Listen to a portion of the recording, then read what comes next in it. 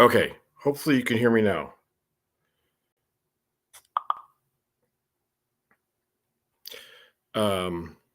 Yeah, I had installed a virtual audio player apparently, and it's defaulted to using that as the input, or virtual audio input. Okay, good. You can hear me now. Fantastic. So,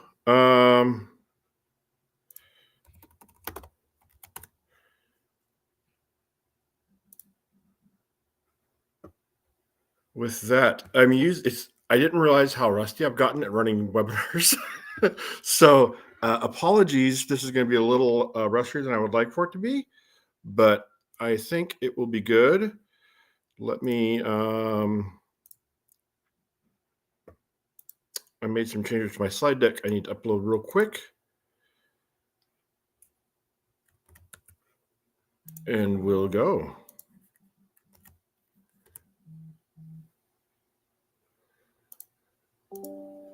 Thank you everybody for joining, and I'm really excited about this. Actually, I ended up putting a lot of content in here, and way more than probably I needed to, but definitely more than I needed to.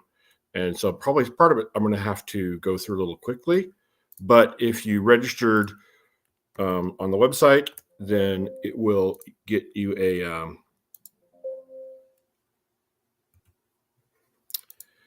oh, come on. It won't let me upload it because I had the slides open in PowerPoint. Okay. Anyway, so you'll get a copy of the slides. There's way more details in the slides than I'll be able to cover in depth for the webinar, but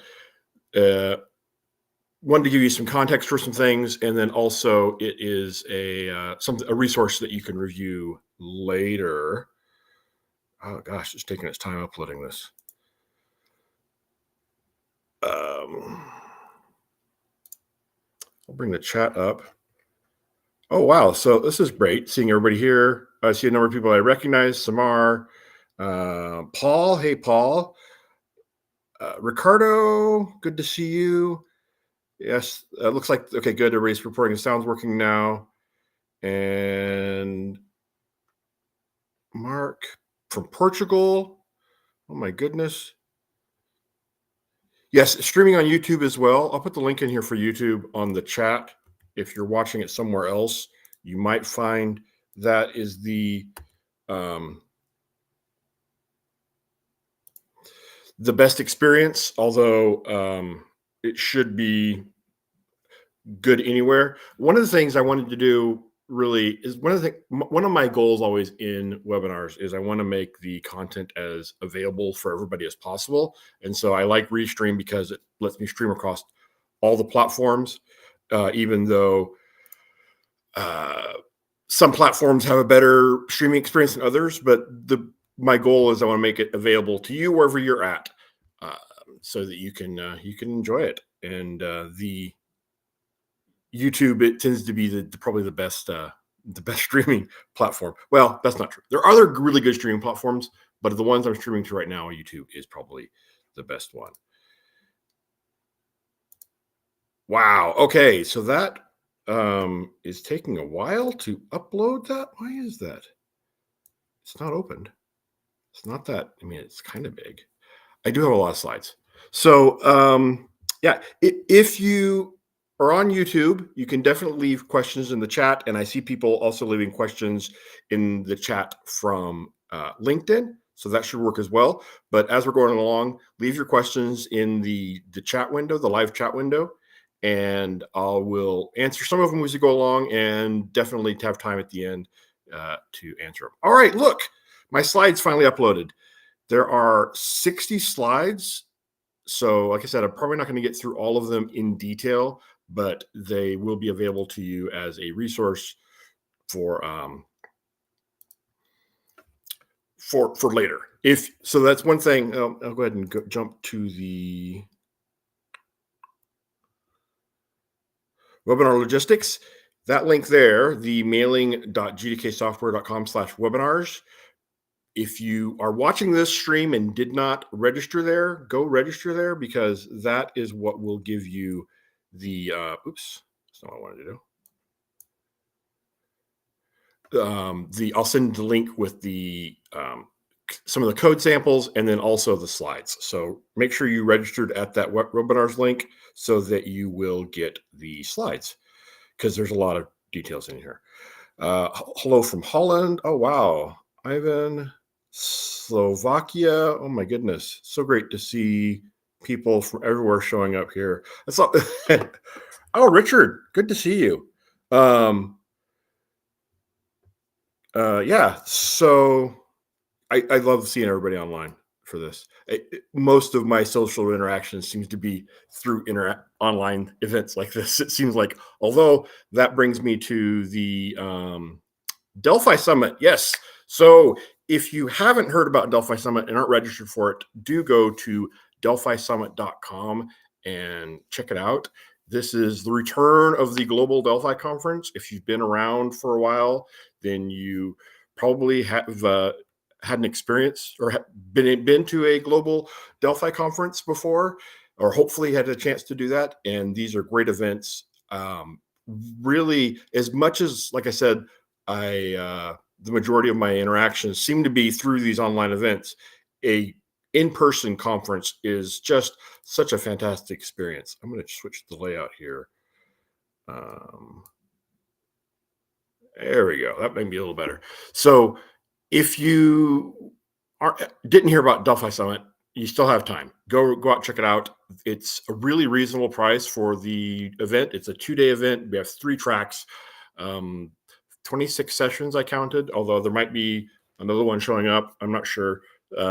Still work as these things go. There's still a lot going on, but it's 300 or 400 euros for the physical event, which is a really good price for this kind of conference.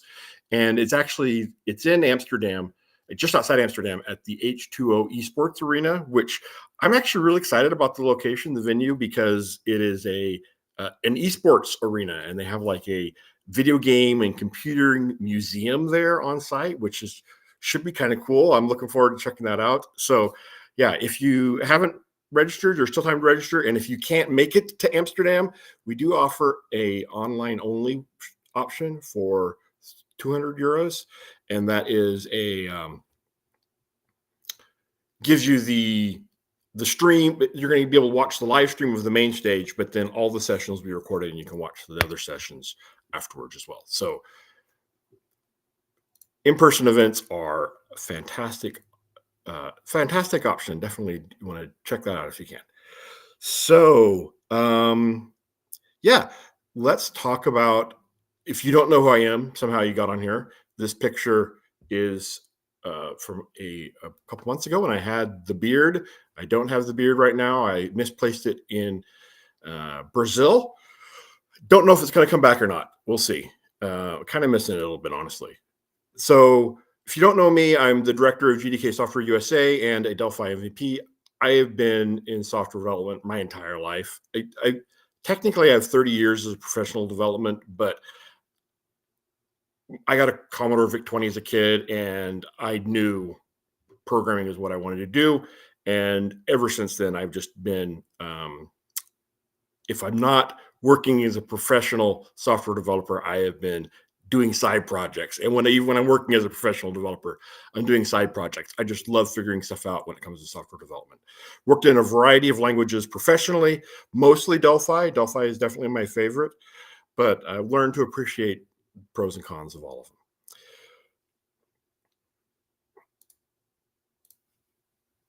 So I might change this because this online slide, the slide advancement is really slow. If you're not familiar with GDK software, we have offices in the US, the UK, Netherlands, and Brazil. Over 25. Actually, we just added a new one today, so that number is probably definitely outdated. Delphi experts. And the cool thing about GDK software, actually, and it's one of the things I love about working here, is that we probably love Delphi just as much, if not more, than you do, which is exciting because a lot of other consulting companies I've seen, they're like, oh yeah, we do all programming languages, so yes, we do Delphi. I'm like, but do you really do Delphi? And I really feel like Delphi is like a state of mind, right? You just kind of have to love it, and that's GDK software. We love Delphi just as much as you do.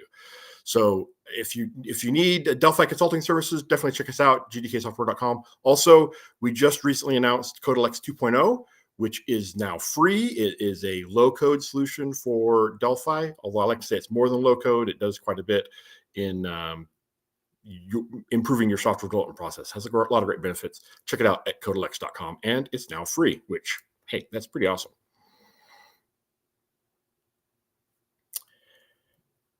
All right, I'm going to bring up my slides locally because this is running way too low on here. I'm not sure what happened.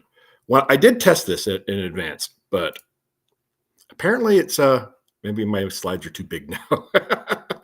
Hold on with me one second here, and I'm going to bring up my slides locally here so we can share my screen instead. I had to close PowerPoint, of course, to share the upload the slides. Slideshow.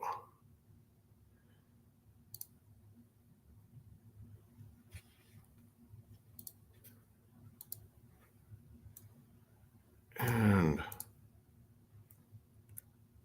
oh, come on.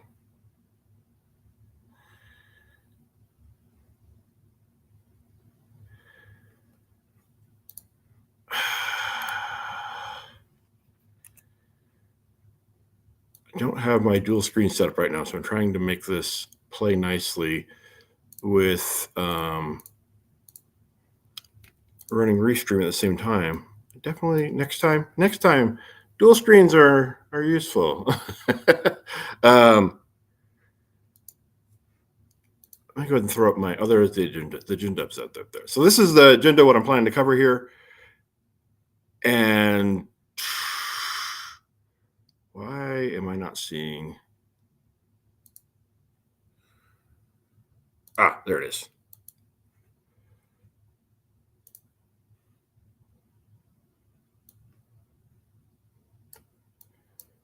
So let's change this to replace screen share window.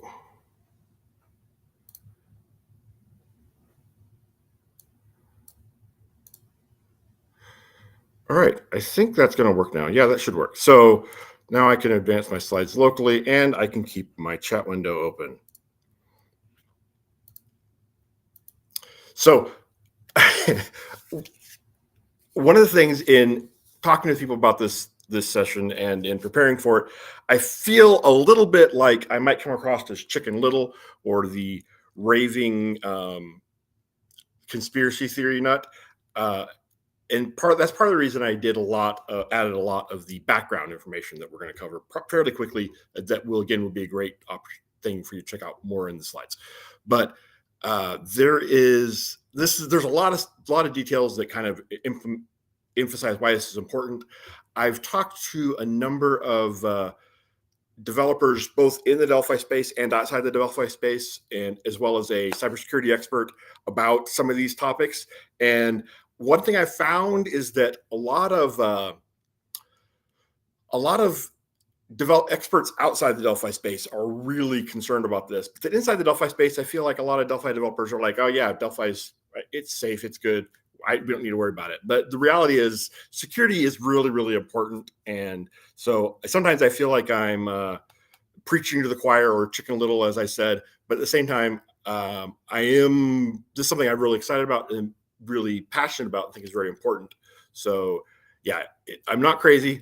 This is important. Actually, my son just started recently working in cybersecurity, and I told him that one of the things about getting into technology work, and especially cybersecurity, is that you're going to feel a bit like the conspiracy theory nut, because you're going to see how important software is and how much software eats the world, as it were. It just powers everything. But then you're also going to see how tenuous some of this software is, and be like, how is this working? This is concerning. And that's the reality of the world we live in, is that we're making the software that powers the world, but at the same time we get to see that it's pretty amazing this works at all. And that's not trying to be a commentary on people's software, but it is I've been doing software development for a long time, and it still feels like magic most of the time. So this all started with a report released back in February by the U.S. White House Office of National Cyber Defense. John and Paul from Perth. Sorry, I love seeing where everybody's from. Good to see you. Anyway, they had this report, Back to the Building Blocks, a Path Towards Secure and Measurable Software. Pretty short report, but one of the things talked about is using memory-safe programming languages. And it also references U.S. Executive Order 14028 from 2021. Now, there's some criticism of this report. This was one of the articles I found that had some pretty good points in it, and definitely recommend checking it out. I love having the counterpoint, but it says that language selection alone isn't enough, and I agree. You definitely need education, which is the point of this webinar, is the education. You're already using Delphi, which is on the list of languages, but what do you need to know to be safer with your language? So yeah, like I said, so I wanted to put a little bit of a timeline here so that it didn't seem like the memory safety report was just this like random out of the blue, it just showed up. So, and Stuxnet kind of predates this. If you haven't heard about Stuxnet, check that out. But Stuxnet was a worm that infected Iranian computers, or Iranian SCADA systems, which were software running their uranium enrichment at a plant that was completely detached online. Essentially, Stuxnet is the first weaponized cyber attack. And you can read about it, but essentially, my understanding is, and there may be some dispute, I'm not sure the U.S. ever claimed it, but the U.S. collaborated with some other countries and built this worm that they then had somebody from another country able to get there on a USB drive because the plant was completely disconnected, and it destroyed their uranium, their centrifuge devices. So this is kind of the turning point where this is not the world pre-2010. After 2010, we're in a different world when it comes to software. Software has been weaponized. Okay.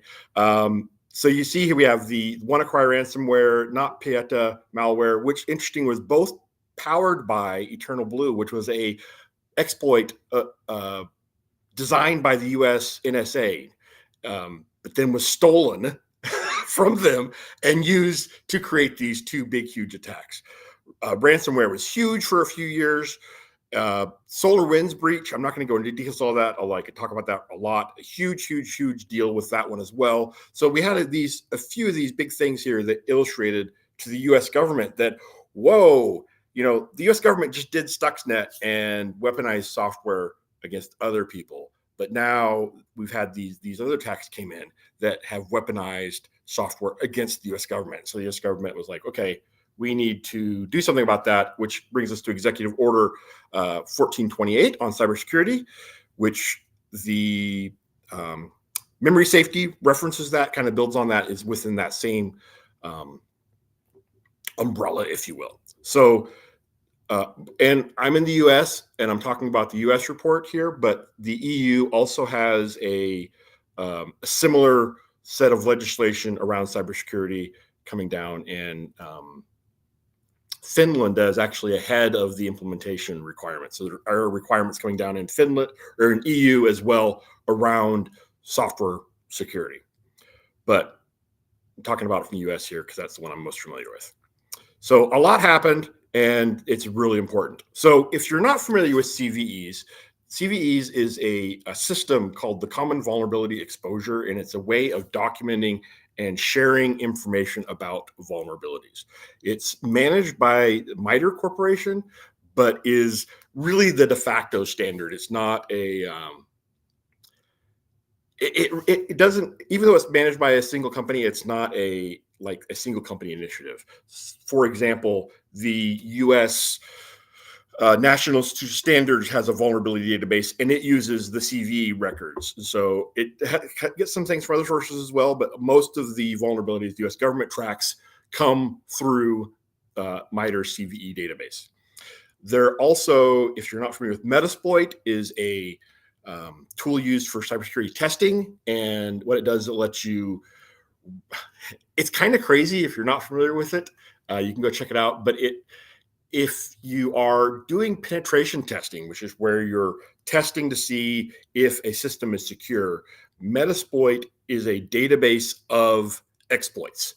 And you can go to a system and say, oh, this is running this version of Apache, and this version of Apache, I can look it up, has a CV, there's a vulnerability. And so Metasploit lets you run a exploit against a system to test to see if that system is hardened based on CVE numbers. It uses CVE numbers for that. It uses some things that don't have CVE numbers as well, but CVE numbers is the primary mechanism for that. So CVE numbers is kind of is definitely the industry standard for vulnerabilities. So here are some memory safety CVE records you can check out as well. You probably heard about Heartbleed and Shell Shock and Stage Fright. They're pretty big ones. Here's a few others as well. The Android Out of Bounds Right was one for Android. And then this one here was one, there's a few that were Delphi related, so I thought I would include those as well. This was a buffer overflow in T-Picture. And here was a buffer overflow in Skype that was traced down to the implementation of the wide format string in Delphi as well.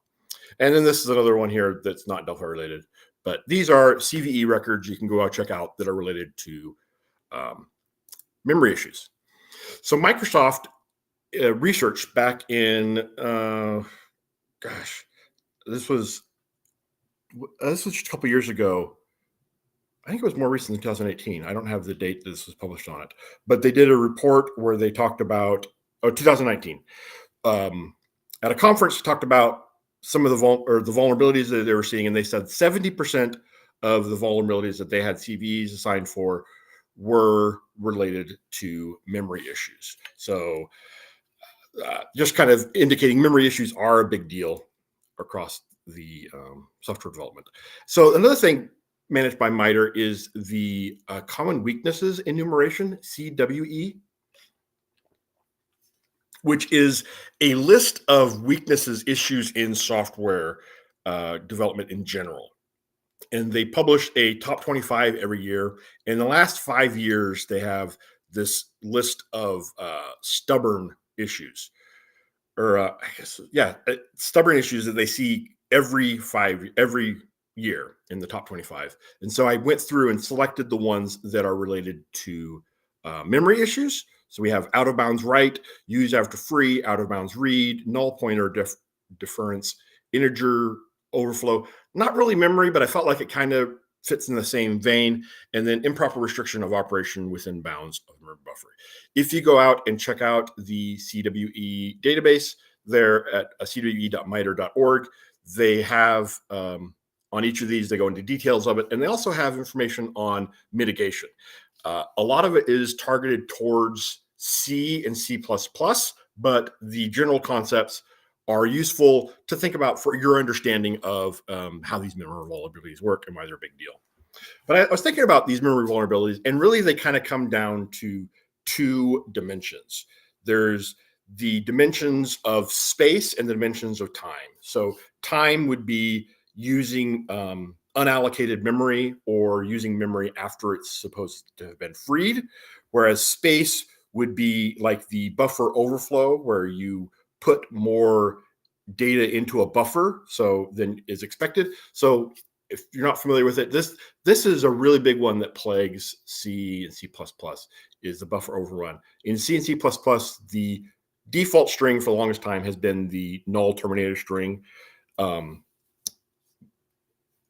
But if where you allocate so much memory for the string or for any kind of data, and the buffer overrun happens when you are able to push more data into that buffer, into that string, into that array, or whatever the memory structure is that you're storing data, then it has allocated. And what happens is that the data overflows out the end of that and then goes out and writes into other parts of the program memory.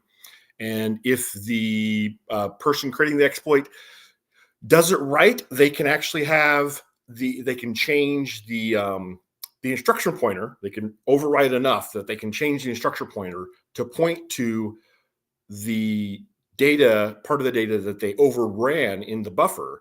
And so what they do is they put a bunch of just filler space in here until they get to the point that they can insert actual binary code. So they put binary code into instructions into that input that goes into the whatever the input of the program is, and then that then they put the instruction pointer to that binary code, and then what they've done is it's a remote code exploit where they've now put different functionality into the program, where then that program runs that functionality and at the level of privilege it has.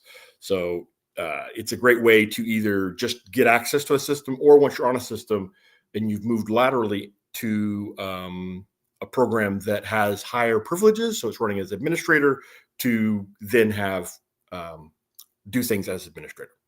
So anyway, as I thought it was interesting that you can think about this in 2 directions, right? We have things about time. So if it happens before or after it should have been freed, and space, whether it is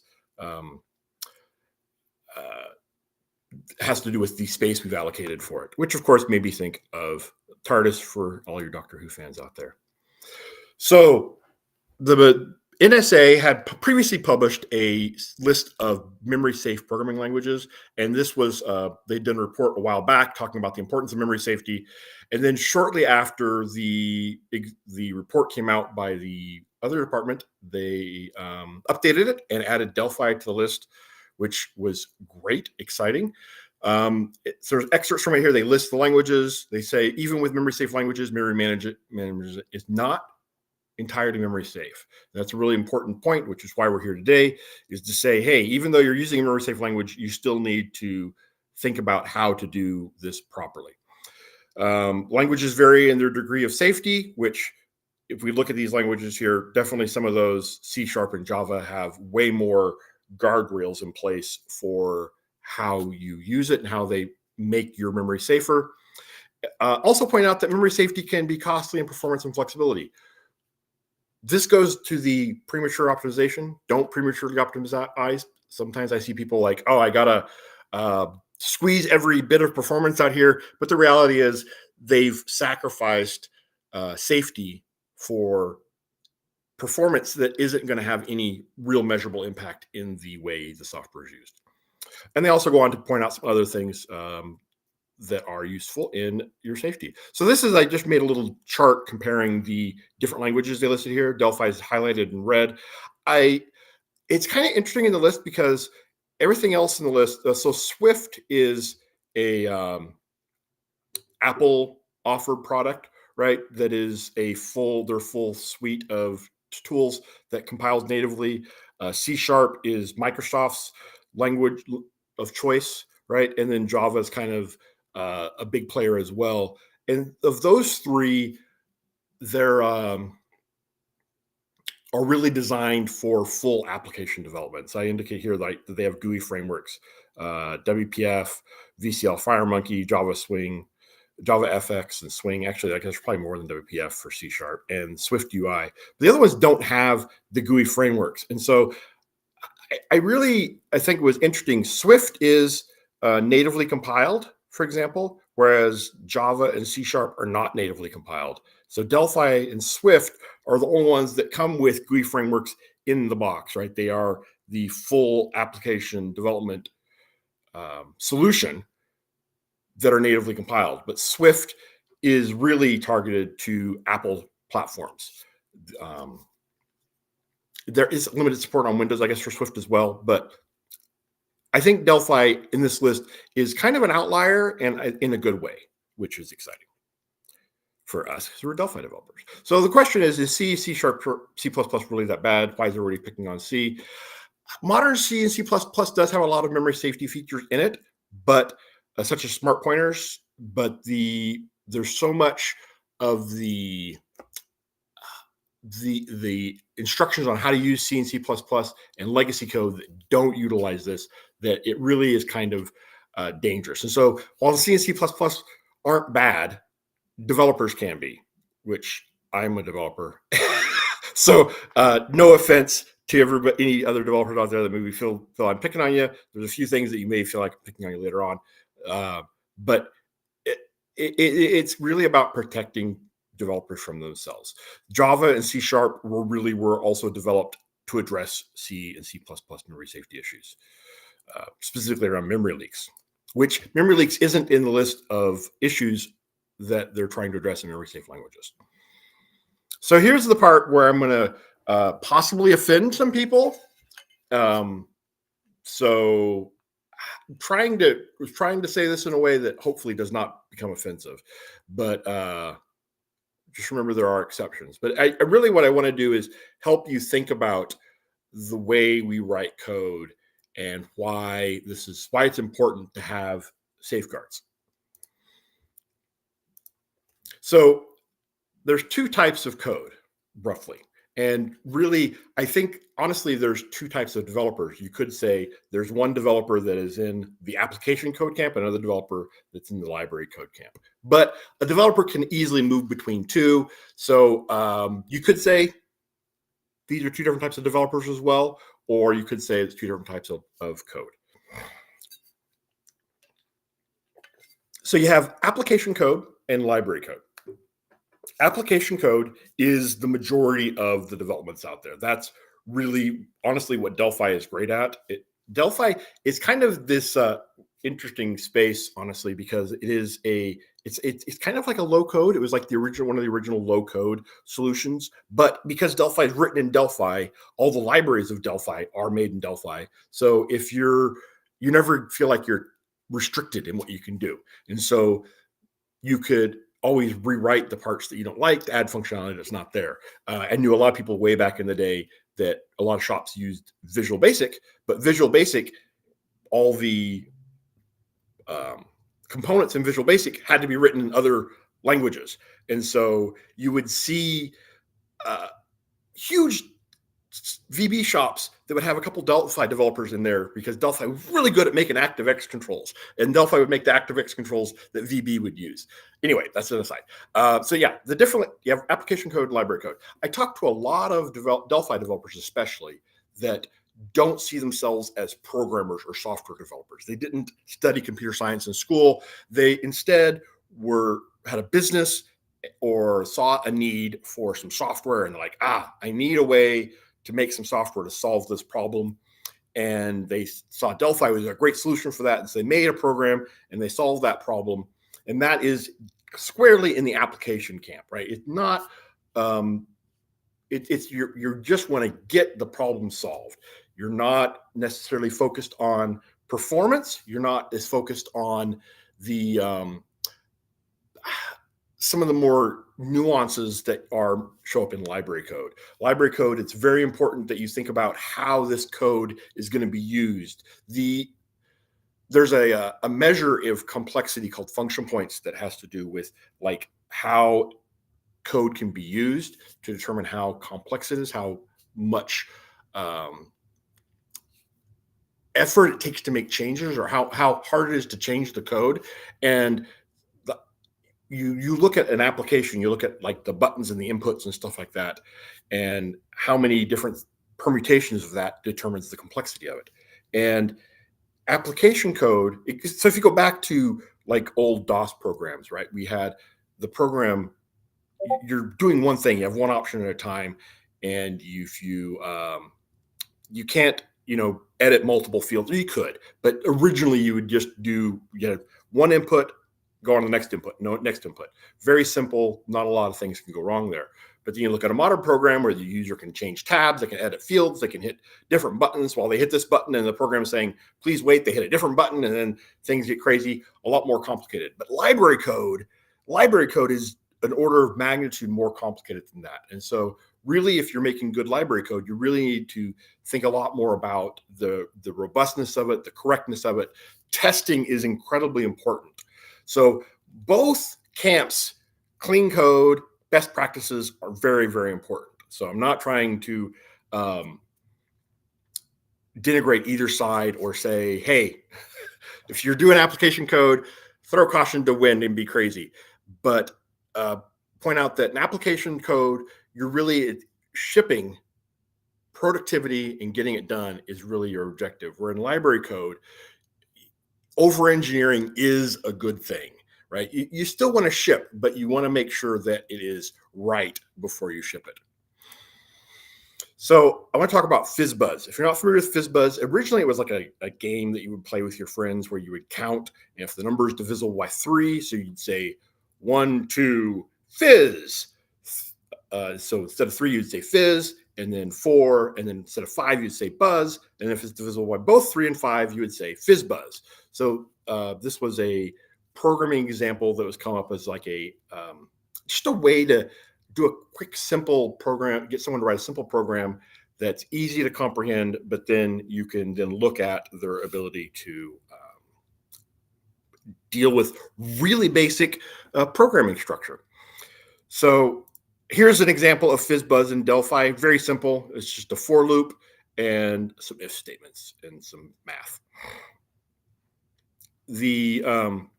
I used this when I was doing some interviews, and I had a couple developers that came up with totally different solutions. And this was a long time ago, and it really struck me as interesting. If they're like, one was using, I can't think of what the term. Anyway, which that actually brings me to my next slide, which is the enterprise solution. So way back a number of years ago, someone in Java came up with the enterprise solution of FizzBuzz, which made heavy use of factory patterns. It was written in Java. It had 89 Java files, just ridiculous. But it is an example of some of the best practices that we see in enterprise software, where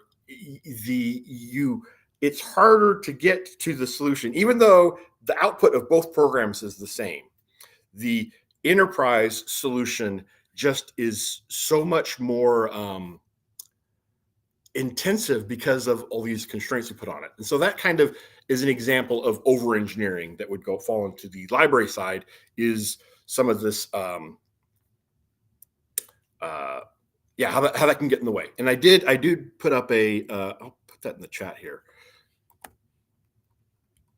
I have a sample of the over-engineered Delphi version that is roughly 200 lines of code to accomplish what we just saw in about a dozen lines of code on the previous slide. And so you can see the it is not going to LinkedIn. Interesting. All right. So if you're on LinkedIn, you're not going to get that link, but it's on the screen. You're not going to be able to type that in there, but it'll be in the slides. So make sure you registered, and put the registration link up here again. If I'm pointing in the right direction, hopefully I'm pointing in the right direction. It may have mirrored my slides or mirrored my camera, but hit the registration link and you can get the code. The slides will have that link in there. Kind of interesting to check that out. So what does all this mean? Most of the time, most of us are writing application code, but I call this the curse of the programmer, is that we're like, hey, this could be a component. This could be reusable. I should over-engineer this simple solution instead of creating a report. Instead, I'm going to create a reporting framework, right? This is part of the way I feel like our brains sometimes work as software developers, that we want to over-engineer it. And this goes to the premature optimization advice, right? So often we spend way too much time trying to optimize some code before we've benchmarked it, before we've profiled it. And so what profiling does, right? We could optimize some chunk of code, and then without profiling it, without knowing how that execution of that code impacts the user experience, we could put way too much effort into improving the performance of this code, only to find out the user only hits that code once a day. And so we've shaved off a millisecond or a whole second off this code to only find out that a tenth of the users hit it once a day. And so the benefit of that was minimal. So don't prematurely optimize. And I think a lot of times it's really easy for us to over-engineer things and prematurely optimize it. So use safeguards, write clean code, unit test. Think about what it is you're writing. Are you really writing a library, or are you really writing application code? If you're writing application code, shipping is a very important feature. So is Delphi memory safe? Yes, although it wouldn't be on the list, but that's why we're here today. We're going to talk about how Delphi addresses some of these memory safety issues and how we can use those better. So buffer overflows and underflows. This is like the big one, is because even before Java and C#, which they also address this, Delphi had the string, the default string we have is the long string that automatically allocates the memory it needs for whatever you put into it. Which in C#, I know at least, I can't remember if Java does. A lot of the languages, though, they have the idea of immutable strings for performance purposes, which, yes, that makes sense, right? So the string doesn't have to keep reallocating itself. But I think so often people are prematurely optimizing it, but that's a whole other rant we could get into. So, but Delphi has strong typing and array bounds checking and the dynamic strings. So it is out of the box able to handle buffer overflows and underflows much better. Use after free and double free vulnerabilities, which is that time swipe. So that the previous one was the space axis. This is the time axis. With Delphi, if you make use of interface reference counting, then it goes away for you automatically. Minimizing the scope. This is a really, really, really important thing. Kind of just a general best practices that you don't want your variables to be available in a larger scope than necessary. And honestly, the inline variables that were introduced in recent versions of Delphi have a huge, huge, huge benefit for this, because you can have, like in a loop, you can have a variable declared in that loop that then is not accessible outside that loop. And so there's no chance of you using that in a situation that it's not meant to be used. And again, and this goes back to in application code. Let's see, there's a tip in software development, is that the first time you're writing the code is when you understand what you're trying to accomplish the best. But then the reality is code spends way much more time in maintenance than it does in the initial development. And when you're coming back and looking at that code a day later or a year later, you have to rebuild that structure of what you originally were thinking when you wrote that code. And so you never want to write code at the peak of cleverness, right? You don't want the code you're writing to be the peak cleverness, because you're never going to have that level of understanding of what you're trying to accomplish again when you're looking in that code. And so you're not going to have you're making it harder on yourself or whoever else is maintaining your code. So minimize references. So yeah, what I was trying to say with that is that while you're writing the code the first time, you may think it's, oh yeah, a global variable. I know exactly what I'm doing with this global variable. But then the problem is in the future, when you're editing your code, right, that you don't remember what you originally were thinking. And so having variables available in larger scope introduces a lot more trouble in the maintenance department. It's a technical debt, I guess you could say. So having it in the minimum scope possible prevents in the future, when you're editing the code, from doing things that you shouldn't do. The compiler prevents you from having that. I've talked to a number of developers that went through and essentially refactored their code after inline variables were introduced to use inline variables more. And they discovered a lot of places that they're like, oh, I was using this after it was freed, or I was using this code, this variable, in a place I shouldn't have been using it, but because it was visible in a larger scope than it should have been, wasn't a global variable, but it was, within a routine, was more visible than it should have been. They had problems, and they weren't discovering them because of, the flow of the code. They didn't hit that code very often, and so they didn't know that they were having issues until they switched to inline variables, and the compiler said, "Whoa, you're referencing this when you shouldn't." Improper memory access is where program access is uninitialized or freed. So kind of similar to the other one.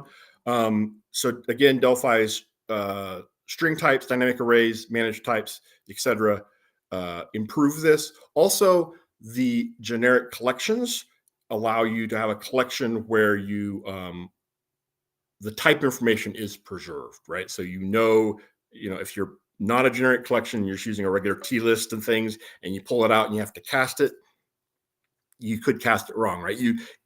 Hopefully you're not storing multiple types of objects in a single T list, but if you are and you pull it out and you cast it wrong, that's a problem. So generic collections are a great way of enforcing that. Again, that of course you know what you're doing when you're writing the code, but later on when you or somebody else is maintaining the code, having that hard coded essentially is a great way of preventing that.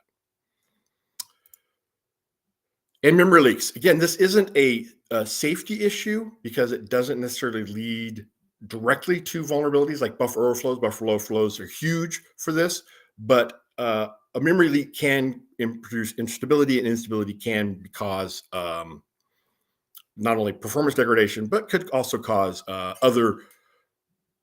trigger a program to do other things that could lead to other exploits.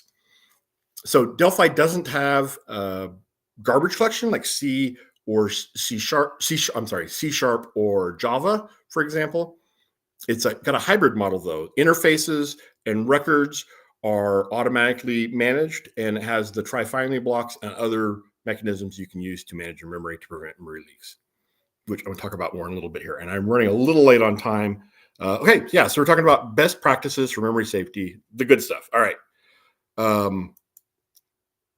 The basics, I don't think any of this is going to be controversial for people. Always use minimal scope, better for inline variables like I just talked about.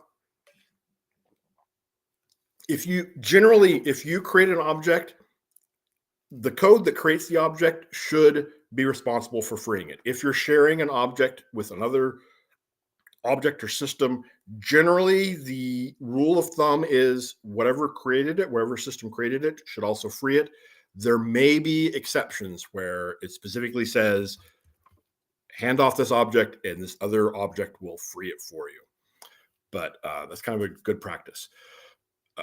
Any reference that you have that is visible in a broader scope, if you free the object, nil it. Free and nil is your friend. And I know that some people argue about whether or not you should have that at all, but I think it is a good thing for usability or for codes for safety. And you could argue that if that is the situation where you do have a variable that is visible in a broader scope that could be nil at the time, that's a design issue. And so that may be something you could look at it from that point of view.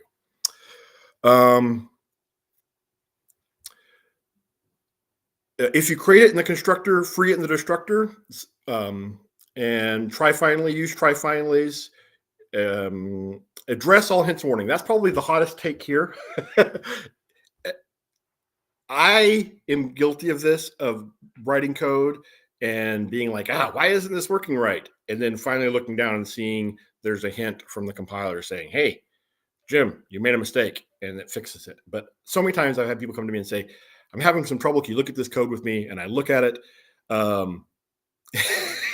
And I look at it and there's a ton of hints and warnings. And I'm like, that's a lot of hints and warnings. I'm like, yeah, I know, but they're just too hard to keep on top of them. And we look at the hints and warnings, and there's a hint and warning exactly telling them how to fix the problem they're experiencing. And I see Mason just commented as Nick here. I can just see his eye twitching when he says that. Yes.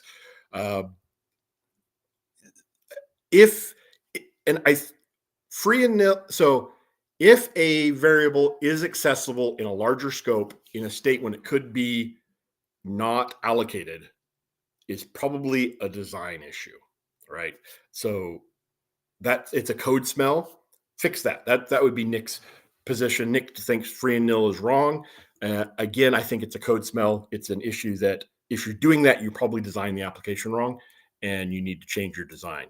But if you have to have a variable that is accessible in a non-initialized state outside of in a broader scope, then use free and nil.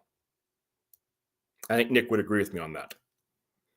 Okay, so this is a pattern not all people are familiar with, but we're familiar with try-finally.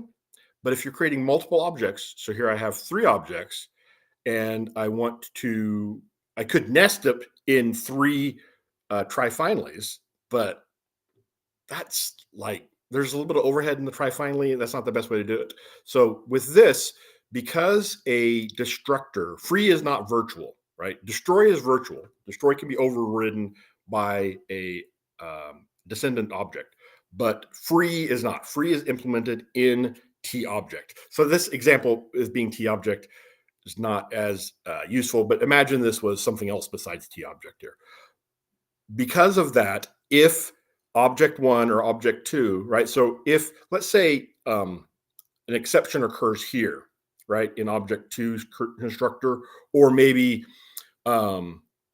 there's something that happens right after object 2's constructor before object 1 is created here that causes an exception, and we jump down to finally. And so we're in finally in a state where object 1 hasn't been created yet. Because object 1 has been initialized to free or to nil, it is safe to call free on it.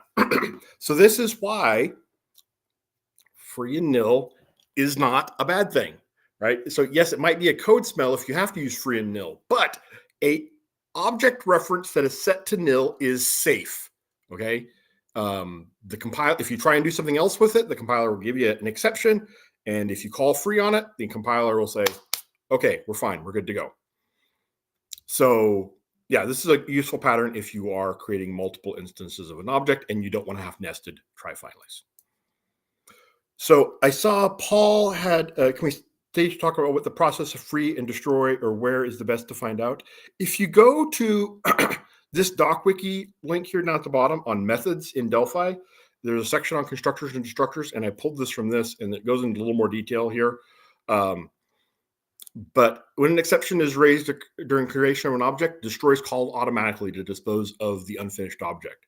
So within a object, the fields, right? So right here we have fpin that we're in the constructor creating with tpin.create. Let's say we had a list of objects that we're constructing in there, and one of those or something happens before all of them are initialized, right? Then it's going to jump straight to destroy.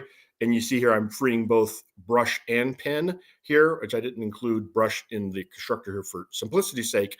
But because brush is a field member of the T-shape object, it is initialized to nil. So a variable that you declare in a method is not initialized to nil unless you explicitly do. So we looked at that in the previous slide. But anything that's a field member of the object is initialized to nil. The object gets initialized to nil, or all the field members of an object are initialized to nil. So this is safe to call these frees. So hopefully that answers your question, Paul. But the class type and pointer type fields in partially constructed objects are always nil. So you also need to check for nil values before operating on class type or pointer type fields.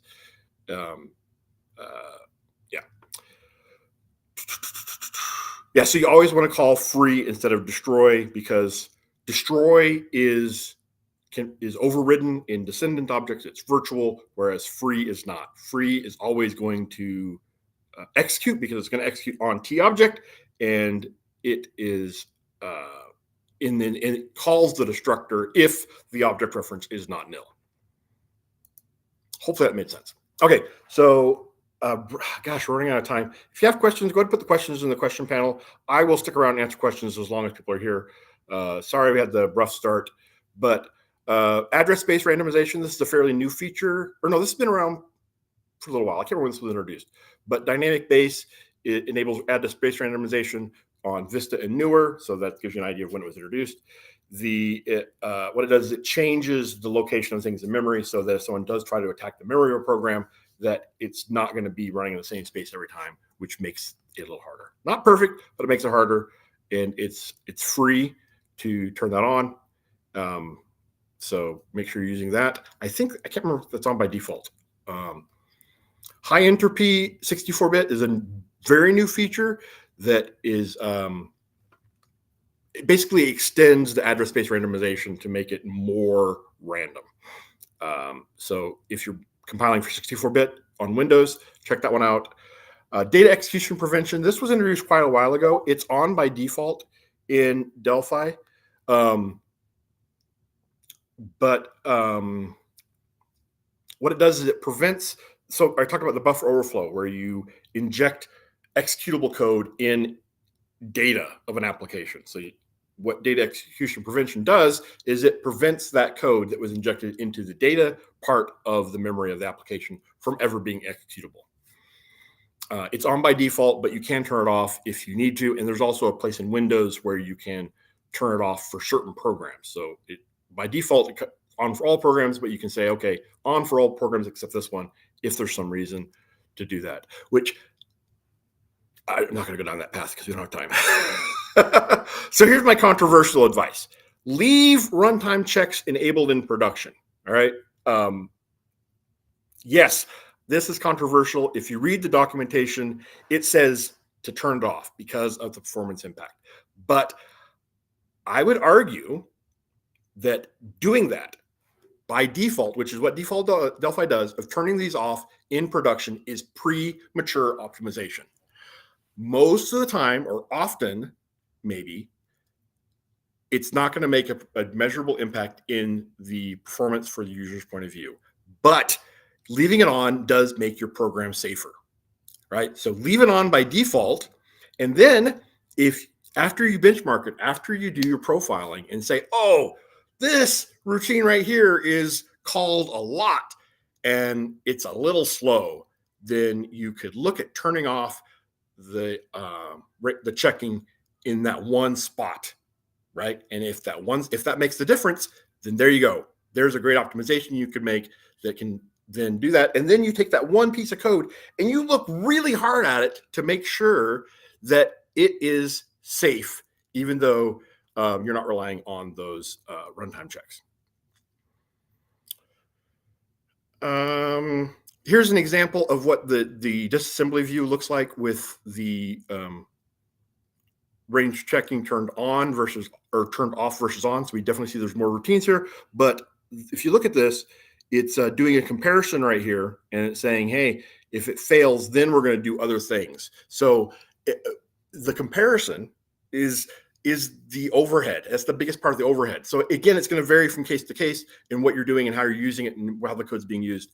But turning these off is premature optimization, and you're just it's not, I don't think it's a good practice. But disagree with me and argue with me on this point. I'd rather have a conversation about this and get everybody thinking about what this means than just blindly following some advice that is in the doc wiki.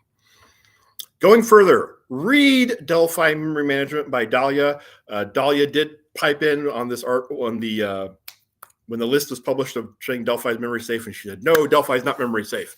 She is definitely an expert on this, but I would say Delphi is memory safe or safer than some other languages out there. And I think it does belong on the list, but it is not. And if you look at the list, it says not all languages have the same safety. The safety does vary, but I think it does belong on the list. So I will disagree with her on that, but I will still recommend her book. Everybody I've talked to that I've recommended this book to that has gone and read it, they're like, oh my goodness, I've been writing code wrong my entire life. So check it out. It's a great book for helping you understand memory management in Delphi. Make use of records, interfaces, smart pointers, and auto release pools. Dahlia has a blog post on auto release pools.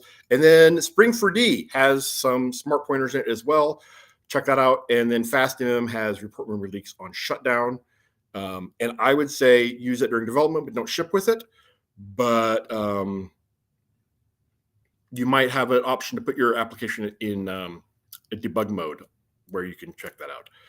So here's the example of the auto release pool. You just take auto pool and you add objects to it. And then when that pool goes out of scope, it frees the objects that have been added to it. So great way to prevent memory leaks without having to have the overhead of tri-filing blocks. Jedi JCL has the safeguard as well. So you can check that out. And the multi-safeguard. And here's some links on Spring4D. Spring4D has got so much stuff in it. It's one of those kitchen sink libraries, if you will, that has a lot of things in it.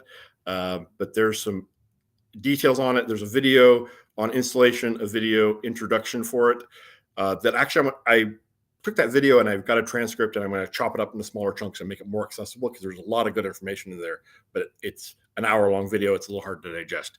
But go out to Bitbucket and grab it. There's a wiki in there as well that has a little bit of information. There's the documentation that lists all the methods and their parameters, but doesn't really talk about the usability. The usability, if you're like, I know nothing about Spring4D, check out that introduction video there, and then also have a blog post that goes into more details too. And then there's some support options. There's the official support platform is the Google group, but Stefan writes about it in his blog occasionally, and he hangs out on Delphi Praxis. But there's also a Spring4D tag on Stack Overflow. So here's an example of Spring4D's shared T, which is a smart pointer. And so we have, actually, I'm going to skip to the next one because I am over time. I shared T. So the cool thing about this is that you create it here by calling shared.make, and then it gives you this iShared, a interface reference to tStringList. And the class name of SL is going to be tStringList. And if you you can access the members of the T string list directly. So I guess I need to talk about this one to show why that's interesting. In here, the shared T string list, you have to call value in order to get access to this T string list contained in shared, whereas with the I shared of T, you don't. It gives you that directly. Dahlia actually has a smart pointer reference or implementation in her memory management book as well, but Spring for D is a great option and has a ton of other great things in there as well. There's an option to include a finalizer so that if you want to do some things in addition to freeing it when it goes out of scope. So in this case, it doesn't just free it, it calls this finalize routine that you've put in here when it goes out of scope, where you can do other things if you wanted to before it's freed. And this could be especially useful if you have a other type of managed resource like a handle or something that you need to take care of. And then also there's week of T, which gives you a week reference. You can check that out too. And we're over time. So the only question I saw, Paul had a question about let's see, more tools. Okay. Gosh, I really must have rushed because we're just barely over, and I know I had a really rough start here. Eureka Log and Dleaker are useful tools in tracking down memory leaks. Dleaker is focused on memory leaks. Eureka Log is there's Eureka Log and MadAccept. Should have included MadAccept on here as well. But other tools in that space, there's one that's in Jedi 2 that gives you this ability to capture a more detailed debug information when your application is deployed. So it gives you the ability to have an application running on your user's computer, grab some information in a failure case and give it back to you so that you can better understand why it failed. TMS Fix Insight adds more hints and warnings, which is a good thing. Fix hints and warnings you're already getting, and then use Fix Insight to get even more, because that's going to make your code safer. DIR Scanner is rather expensive, but it is a static code analysis tool focused on security issues, focused on those CWEs. I believe they use the CWEs specifically in the report. They're like, whoa, this is this CWE, and here's how to fix it. And then also check out SonarQube for Delphi, which is their static code analysis tool. When will the materials be sent? They will be sent. I will have at least some of them sent later today, but I'll probably be revisiting this in the future. Okay, so real quick, again, wrap up here. GDK Software, I run GDK Software USA. If you're like, oh my goodness, I need to make my code better, talk to us. This is what we do. This is what I do. I love doing this. It's exciting stuff to me. So we have offices, like I said, around in different countries, and 25 plus Delphi experts. So check us out at gdksoftware.com. If you haven't registered for Delphi Summit, register for Delphi Summit. It would be great to meet you there in person. I had a lot of people there messaged me that are really excited about that. And honestly, I really love meeting everybody too. So it's great. I'm very, very excited about that. And again, if you didn't register for this, if you're watching this and you haven't registered, go to that link there, mailing.gdksoftware.com/webinars, sign up. We have more webinars coming in this series. I think that schedule's fairly set in stone, but it is subject to change and open to suggestions. So if you have other suggestions for webinars, let me know, and I would love to include them. And yeah, now we're doing Q&A. Answered, when will materials be sent? Soon. Hopefully today I'll have some of them sent out. And then Paul, you did ask about the process of free and destroy. Hopefully I answered that. If not, let me know, and I'm happy to talk with you about it more. You can leave a question now, or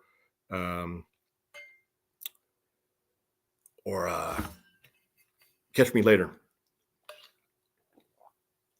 With that, gosh, I feel like I did kind of cram stuff in here, and my apologies. We did run over a little bit, but I really wanted, honestly, a big part of my goal with this was to start a dialogue, a conversation, help us to think about about this more, and think about how we can think about whether or not we are giving as much attention to this as you want to. Just saying, hey, Delphi's on the memory safe list, I don't have to worry about it anymore. That's not a good thing, right? We need to also use best practices. We need to also consider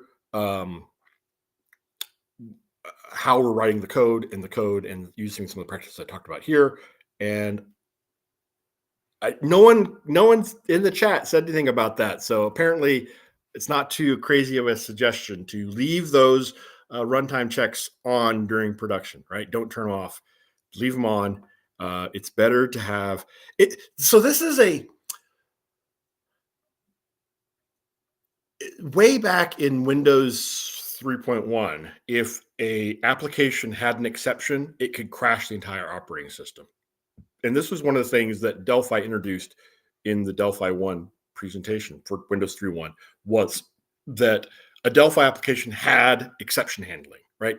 If an exception occurred, I think it was a divide by zero, Anders Halsberg did intentionally, which now actually I think the compiler will warn you if it's obvious going to be divided by zero. You can still get divided by zero, but the application had an exception handler built into it that would prevent it from taking down the entire operating system, right? That's a huge improvement. But the problem I see some people doing is they see some people trying to hide exceptions and trying to just eat all the exceptions and log them or something like that. And that's a bad thing, right? You want, if an exception occurs, if there's something that happens in your program that you were not planning on happening, then your program is now in a bad state, right? And it may need to be restarted. So if you can't fix all your exceptions, then it's okay to tell your user you need to restart now because something went wrong. That is better than telling your user everything's okay, keep going, and then having the data be bad, having something happening wrong in your program.